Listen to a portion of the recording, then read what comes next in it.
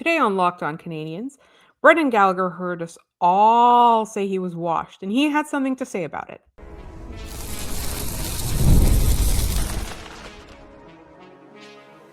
You are Locked On Canadiens, your daily podcast on the Montreal Canadiens, part of the Locked On Podcast Network, your team every day. Hi there, everyone, and welcome to another episode of Locked On Canadians. We want to thank you all for making us your first listen of the day. As you know, we're free and available wherever you get your podcasts, as well as on YouTube as part of the Locked On Podcast Network, now the #1 sports podcast network. My name is Laura Saba, also known as The Active Stick, and I'm joined, as always, by my wonderful co-host, Ian Boisvert, also known as Maybe It's Ian. And Ian, it was just yesterday we were talking about taking Brendan Gallagher out of the lineup once every 3 games, removing him, and he had 3 points to say about it, including a goal. Yeah, we're not going to do a weekly recap this week because it was 2 games. But Brendan Gallagher had a 4-point week, and there was 2 games. It's pretty for a guy that everybody was running off the team 2 days ago. Yes, and we'll talk a little bit more about that in our second segment because the third line had a pretty great night. There's a bunch of people we obviously have to credit. That'll happen in the second I was going to say second period. I always say that. The second segment. And then in our third segment, we're going to take another look at the Atlantic Division that I feel like we just did this like 3 or 4 episodes ago, but it keeps getting tighter and tighter and more frustrating. So we'll talk about that. And if the Canadiens are going to be able to, at the very least, get a playoff spot once they come back from the Olympics. But first, let's talk about this game. The Winnipeg Jets, not a great team. But the early minutes of the game, it really looked like the narrative was going to be the Montreal Canadiens did not show up for an inferior team again. Yeah, I think I don't necessarily think that I watched that first period, at least the early going of it, and thought, oh, the Canadiens aren't there. I think the Jets just came out really fired up. I think they knew this is their last time playing together for a while. In fact, for a lot of them, it might be one of their last times playing for the Winnipeg Jets. They're not headed for the playoffs. They're probably going to start selling guys off when they get back. I think they looked at this as a chance to just have a positive experience in that jersey. And the only thing that was really close after the first period was the score, right? Like I felt like the Jets got the better of the Canadiens. The Jets got the first 8 shots of the game. The Canadiens didn't get their first shot for the first 8 minutes or so. And really, one of the things that I think, we can talk about that they need to work on over the break is the penalty kill. Yes, it was good the rest of the game, mostly because Sam Montembeault is incredible. We need to talk about him.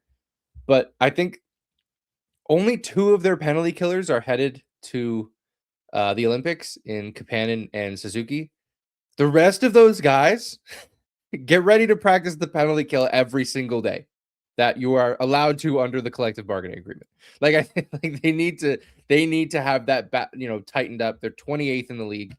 It needs to improve. But other than that, like I thought after the first period and really towards the end of the first period, I thought the Canadiens played a pretty effective game.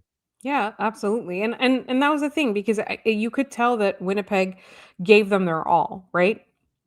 That was the thing. And I thought it would be a tough night because Hellebuyck is so notoriously hard to score on.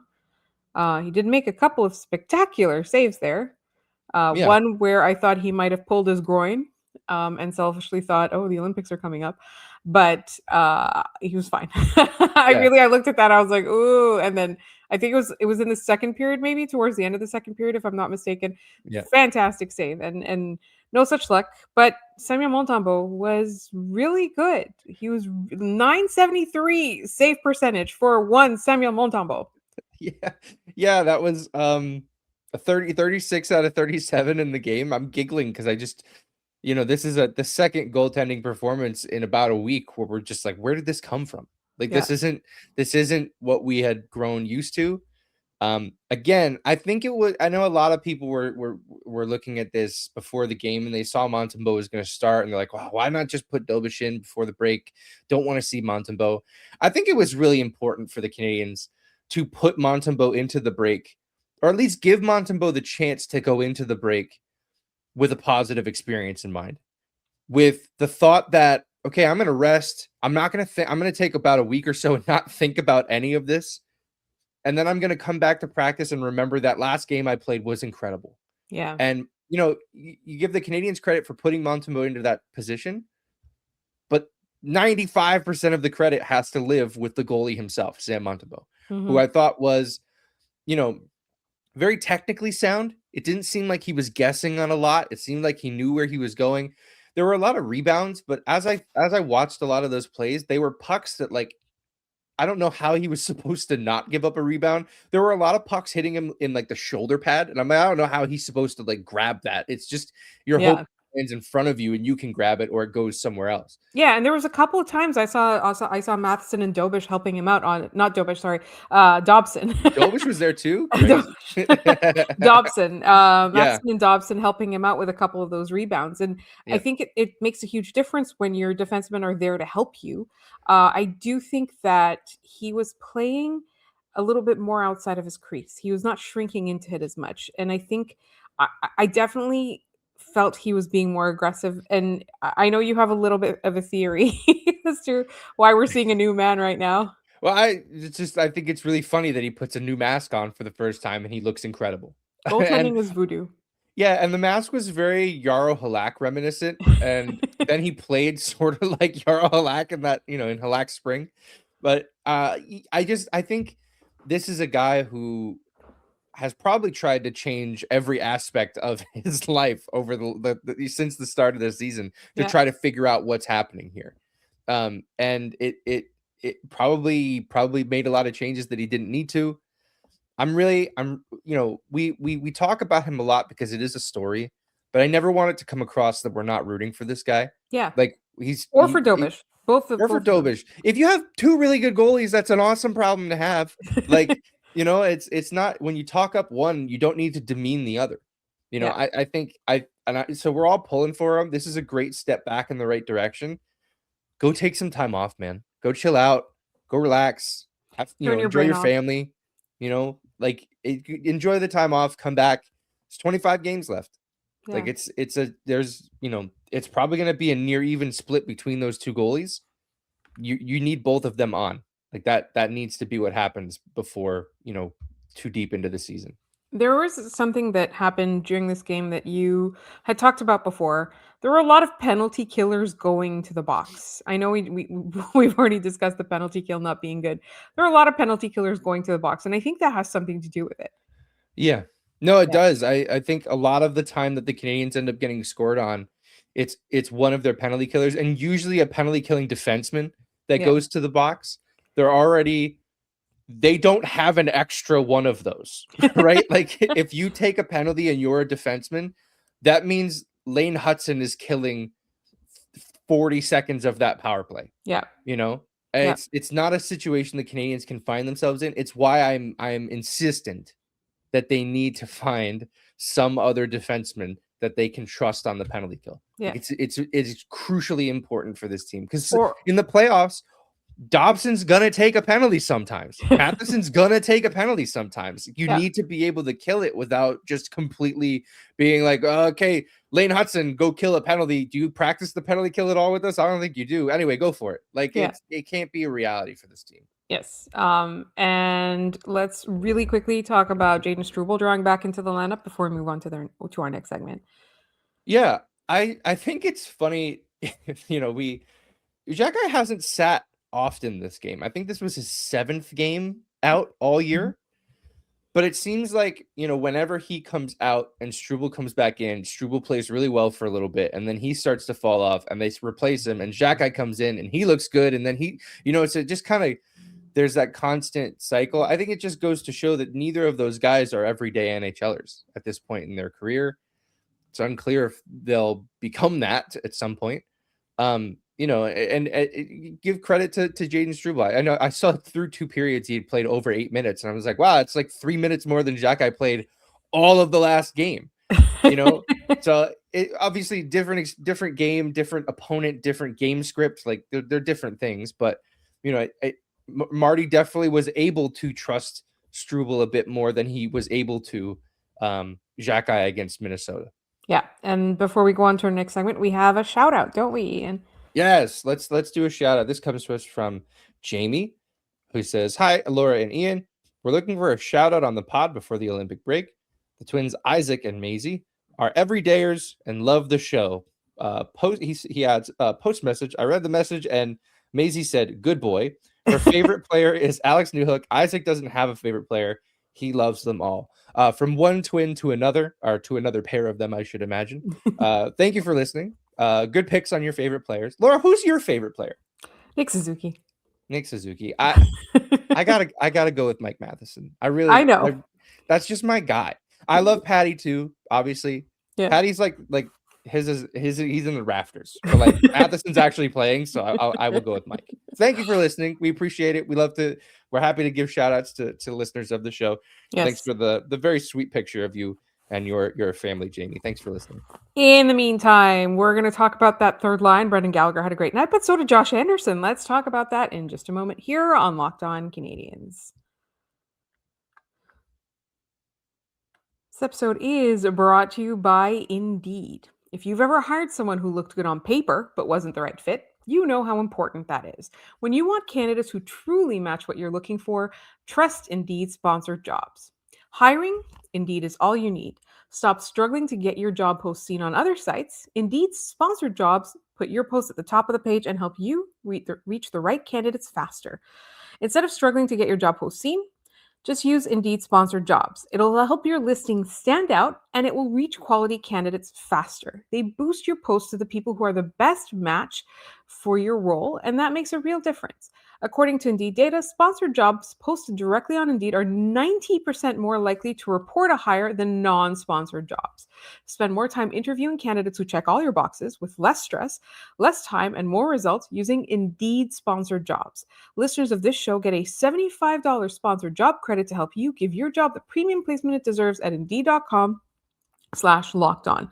Just go to Indeed.com/lockedon right now and support the show by saying you heard about Indeed on this podcast. Terms and conditions apply. Hiring? Do it the right way with Indeed.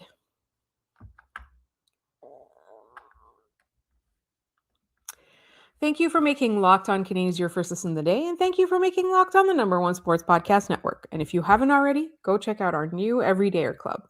You'll get access to an ad-free audio feed for Locked On Canadiens compatible with Apple's Podcasts, Spotify, and every other major podcast app. And you'll also get an invite to the members-only Locked On Everydayer Club Discord server, which includes a group chat just for listeners of this show. Ian's in there already, and I'm learning. I am on Discord. I'm just not very good at it yet. But you can meet us there. Go to lockedoncanadiens.supercast.com or tap the link in the show notes to learn more. All right. Brendan Gallagher heard us talking. He heard this entire fan base, community, and media talking. That he's washed, he's tired, he shouldn't be in the lineup. And Brendan Gallagher was not pleased. He had a 3-point night, including a goal. Yeah.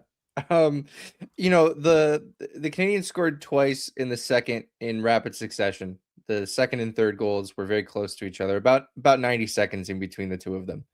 And the second one was Lane Hudson finishing a great play from Josh Anderson, and the finish from Hudson was nuts. Like, it was just he's in tight. He's kind of like he's using his edge work to like put himself in a position where he can just kind of pick the puck up into the back of the net. And everyone's talking about the Hudson play, and as they should. But in less than 90 seconds, Gallagher and Anderson combined for 4 points. That's I feel like noteworthy.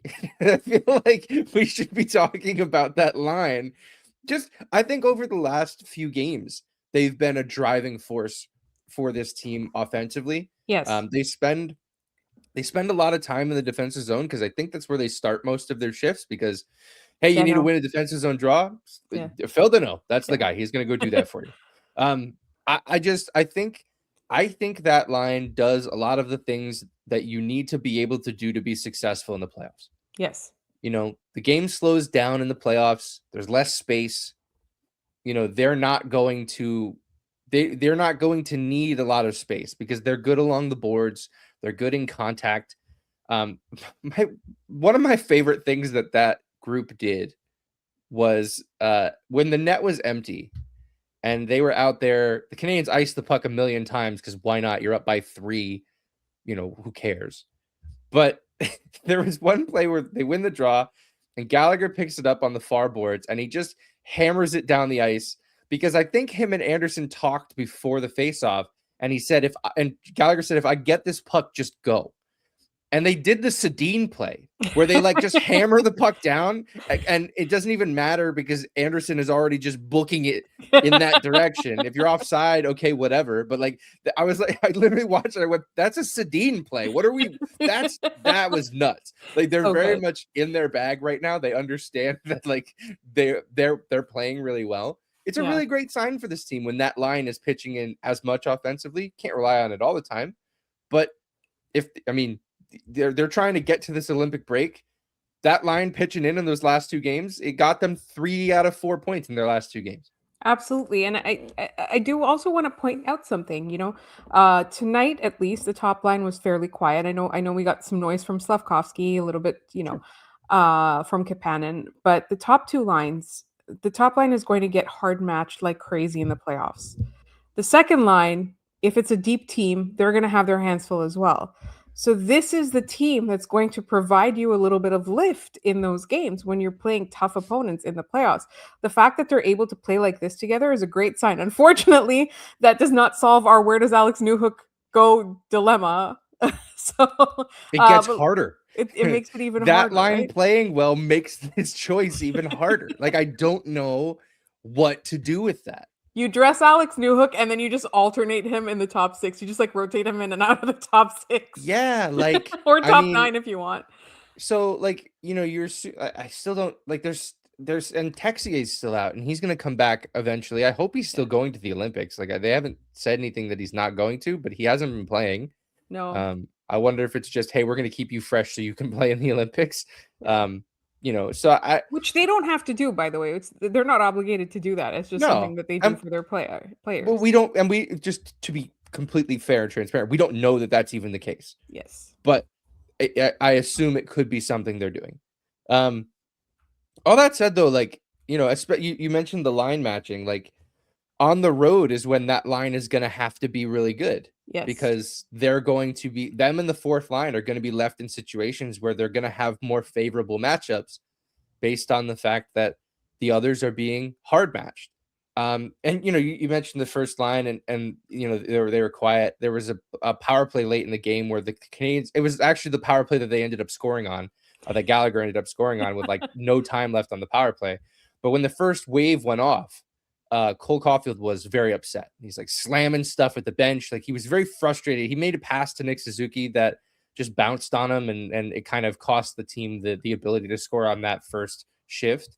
So like, it's the first real sign of frustration we've seen from Cole Caulfield in a very long time. I wouldn't imagine there's going to be any ill effects of that, but it goes to show you that the depth of this team is very important. Marty being able to roll 4 lines is very important. And you can't get to 4 if 3's not working. So 3 being able to go like this is really a really, really good sign for the Canadiens. Yeah. I don't envy them. It's not just that I don't envy them what they're going to do when Texier and Laine and Alex Newhook come back. I also don't envy them when they have to make decisions in the offseason about who to keep and who to add because they've got players in Laval that are going to be ready to come. They've got, Michael Hage. We don't know what he's going to do, but there's a possibility he shows up here before the end of the year, that possibility is getting smaller and smaller the more forwards the Canadiens have. Where do you put him? You don't put him anywhere. You can't. I keep hearing, like, I think it was like Frankie Corrado on the TSN broadcast. He's like, Michael Hage is going to play for the Canadiens this year. I'm like, yeah, Frankie, where? Like, I don't disagree with you that he's worthy of that opportunity, but they can't ice a roster with 40 players on it. Like that's not, they have to make some really tough calls for that to happen. And I'm just like so many of the forwards especially are involved either in special teams or winning faceoffs. Yeah. And Michael Hage at the World Juniors had a really hard time winning faceoffs. And he's not going to play special teams. So I just have a hard time being like, we have to find a spot for Michael Hage. Do we? Like, maybe just chill and wait. Yeah. Next year, maybe, Go to Laval. Laval's going to go to the playoffs. Go play in Laval. Go on a run with the Rocket, with Fowler, with Engstrom, with Struble-Xhekaj and Owen Beck, who are eventually going to be NHLers. Like, Yeah. go on a run with those guys. Enjoy it. David Absolutely. Reinbacher. I didn't even mention David Reinbacher, who is apparently less injured than maybe we would have thought. He should play it sometime soon if he hasn't started already. So just there's no reason to shoehorn guys into this roster when we cannot find space for anymore. We have food at home, essentially, is what I'm saying. And that food is expected back after the Olympics. All right. Up next, we're going to talk a little bit about the Atlantic Division because it's crazy.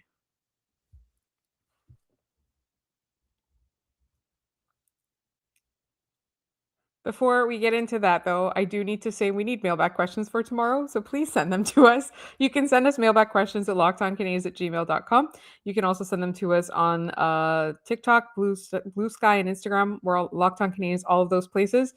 You can ask about the Olympics. You can ask about, the men's tournament, the women's tournament. Ask us about life. We'll try to give you our best advice. Ask us about food. But above all, ask us about the Canadiens and the NHL. There's tons of stuff to talk about. There's tons of speculation we can do while they're on this roster freeze. But yes, please send us your mailbag questions. All right. So we have been doing this exercise wherein there's a group chat between myself, Ian, and my former co-host, Scott. Locked On Canadiens. It's just our chat. And there's this thing that I try to do where I try to stay blind to what is going on in the rest of the NHL. And Ian is always ready to tell us what's going on in the Atlantic. And it's never good news. Never once has it been everybody lost. Every single time. It's like there was like one night a week ago or like 2 weeks ago where it was like Habs win, everybody else lost, and it was awesome. And don't get used to it. It's never happening again. No, it's Buffalo's winning for whatever reason. Tampa and Florida keep giving away points. I do not understand. This division is a juggernaut. And I am starting to get a little bit nervous. I think the Montreal Canadiens are one of the better teams in this division. I'm not saying the best. I'm saying the Montreal Canadiens are one of the better teams in this division. Yeah. But I still don't know. I still don't feel confident that someone else isn't going to sneak up and take a playoff spot that might have gone to the Montreal Canadiens. Yeah. So one of the things that I lean on when looking at this sort of thing, I used it a lot in the tank years when the Canadiens were bad and we were like, they have the hardest schedule left. They'll be fine in respect to tanking. Tankathon has the remaining strength of schedule. They take the winning percentage of all of the remaining games and they average it out, and that's how they determine it. Let's see. In the top 10, 1, 2, 3, 4, 5, 6, 7 are in the Atlantic Division. So Pittsburgh has the hardest remaining schedule, then Boston, Calgary, Columbus, Tampa Bay, Detroit, Buffalo, Montreal, Ottawa, and Toronto rounds out the top 10. So the reason for that is that most of those Atlantic Division teams, most of their remaining games are Atlantic Division teams. So it's sort of the snake eating its own tail. It's so strong, but it's also really difficult for the others who are strong, and it's a lot to deal with. So with that said, the one team that I came in when we logged into the call today, I said, I'm starting to get a little nervous about Columbus. They've won 7 in a row. They've talked themselves back into the playoff picture. They're currently sitting at 65 points, 2 points out of the last spot in the Metro. But they don't really bother the Canadiens at this point because it's easier for a team in the Metro to get into the Metro than it is for a team in the Metro to get into the wild card. So that's why this focus will be on the Atlantic. Yes. Because the Atlantic is still a complete gauntlet. Yes. The reason why we're having this conversation is Florida went into the third period against Boston up by 2 goals, spotted them 2 goals, and they went to a shootout. And this is not the first time Boston. They do this. No. I mean, the outdoor game on Sunday was, the Bruins were up 5-1 in that hockey game and lost in a shootout. Yeah. It just seems like every night is free points in the Atlantic night. Not to say that none of these teams deserve them. That's part of the problem is all of these teams are tough outs. Yeah. But just to give a rundown of where we're at, Tampa Bay remains in first with 76 points, only 54 games played. That is, just the fewest in the East. and tied with Colorado for the fewest in the league, along with LA and San Jose. So, just Tampa things. Detroit is in second with 72 points and 57 games played, tied with the Montreal Canadiens, who have the same amount of games played and the same amount of points, but fewer regulation wins. So they sit in third. Then you have Buffalo, first wild card, 56 games played for 70 points. So the Canadiens are up on Buffalo by 2 points, but Buffalo has played one fewer game, so they have a game in hand. They will play that on Thursday, so we'll have a better idea of where the Canadiens lie going into the break. I already know they're going to win it. It's fine. This is how the Atlantic Division works. Yeah, and then you got Boston at a very not nice 69 points, 57 games played, though. So the Canadiens are 3 points clear of Boston with the same amount of games played. The next closest Atlantic Division team is Toronto, who are 6 points behind Boston. So that puts them, if I can scroll here, 9 points back of the Montreal Canadiens. So for all intents and purposes, now they don't need to worry about Toronto. They don't need to worry about those guys. It's really in the East. It's a 9-team race for a playoff spot. I know people are like, oh, Florida, oh, Washington, oh, these guys. They are many, many points back. It would take some kind of miracle, not only for them to get the amount of points to get in, but for somebody else to fall out. To lose so many games. Right. Yeah, people just look at the point total and they go, oh, just pick up more, a couple good weeks and you're back in. But I mean, you're expecting that another team just falls on their face for a month. Yeah. Which they don't have a month left to do that. Like there's when they come back, the Canadiens will have 25 games. Yeah. Like 7 of those are against Atlantic Division teams. Yeah. There's only 2 back-to-backs though, which is good. Yeah, and that's where, like, I know, I joke that Tampa just doesn't have the same kind of schedule that the rest of the league has. Well, they all have to play 82, and they're gonna come back from the break and have a little bit more of a condensed schedule to get those last couple games in. Yeah. There's always the argument with, breaks like this of rest versus rust. Like last year, the Canadiens sputtered into the Four Nations break and then came out of it the hottest team in the league. Yeah. This year they go into it quite hot, and my brain immediately goes, so they're gonna stink when they come out of this thing. But I just don't. Absolutely not. I don't think that's this team's MO. I think they're gonna enjoy their break and they're gonna come back and be okay. They're supposed to go on vacation and stuff. How much do you want to bet that Avon Tomidov and Lane Hudson are not doing that? No, they're gonna be on the rink at the rink every day. Yeah, or they're gonna be at the rink wherever they're on vacation. They're going to be at a resort being like, where's your hockey? Where's the ice? Can you make me plastic ice that I can skate on? Yeah. I will say this because now we can say this because they are through all of these games and there's no jinxes allowed at this point. They all got there healthy, right? Suzuki's going to go to the Olympics healthy. Kapanen, he's going. Slafkovsky's going. None of those guys got hurt. Just get through the Olympics good. And the Canadiens will come back, and it's going to be a tough test against those Atlantic Division teams. Thankfully, there's no more against Buffalo. Yeah. But I believe they've got another one against Detroit. They've got one against Boston. They've got a Toronto game left, which is what it is. Those games never really matter. It doesn't matter what the standings look like in those games. So there's still a lot to play for. The Canadiens have played quite well. And some will say, oh, we've made up no ground in the Eastern Conference, but that's not necessarily true. They've put themselves very, securely into the playoff race. Yes. And the teams on the outside are pretty far back. Yeah. Yeah. So it feels like this is going to be one of those things where it's like jostling for position more than anything else. Yeah. Yeah. Yeah. It would be nice this year if we got to those last few games and they didn't matter at all. That would be kind of nice to be able to say, you know what, Nick, you can take a night off. We don't need you in this one. He's not going to take a night off. That's true. They would never do that to him, especially with the Iron Man streak happening. They wouldn't even allow that. Not going to take a night off. They should entertain the idea, but the ultimate answer would be get out of here. I'm playing. Yeah, they could play him, like 3 or 4 shifts a night, maybe. Yeah. Remember that game a few years ago now against Florida? Well, no, against Florida at the end of the year, where there was a player for Florida who they dressed because they didn't have any other options, but they didn't play. He just sat in the middle of the bench and he separated the forwards from the defensemen on the bench. He was this. Mike Johnson basically called him like, when you're at the grocery store and you're checking out on the conveyor belt and you have the little thing that separates your groceries from the person behind you. Like that's what that guy was. That's so good. But no, I was thinking of Phil Kessel because now I'm thinking, Nick Suzuki has a baby on the way. And they've said spring, but we don't know when in spring. And I'm like, for that Ironman streak, are they going to do the same thing? Because for those of you who weren't around, I think he was playing for was he playing for the Coyotes or for Pittsburgh?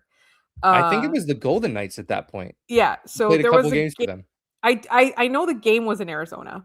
Yeah. The game was in Arizona. So his wife was about to have a baby. And so he dressed for the game. He played 3 shifts and then they flew him on a private jet to witness the birth of his kid so that he could still be dressed for the game and he could keep that Ironman streak, which I believe he is now holding, right?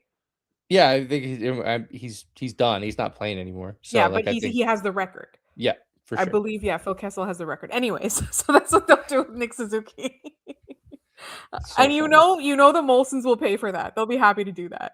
All right. So before we let you go, we have our daily trivia. Ian, what was the question from yesterday?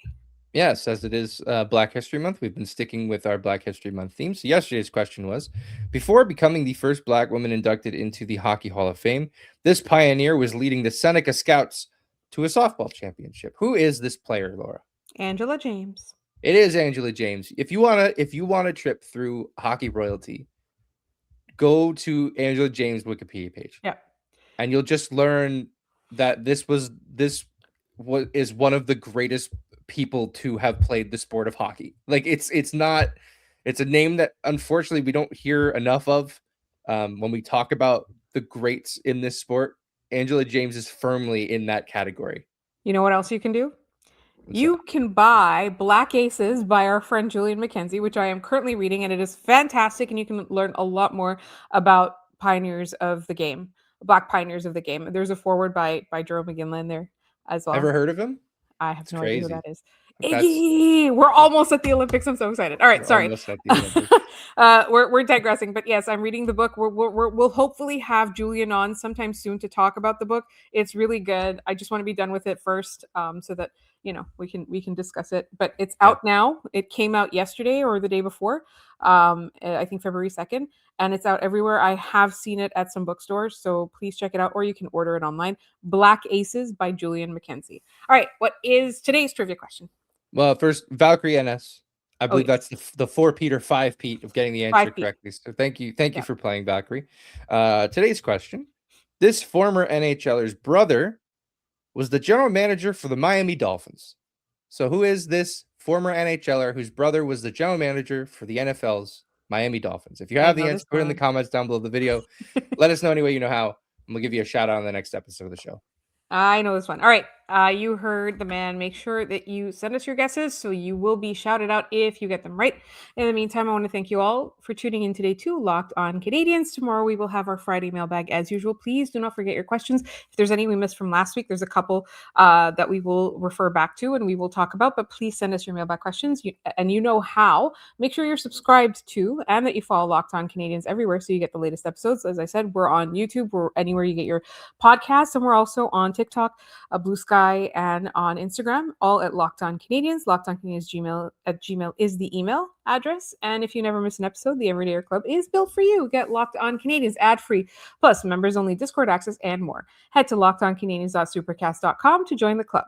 And for those of you who are on video, we send you to the first ever 24/7 National Locked On Podcast Network YouTube channel.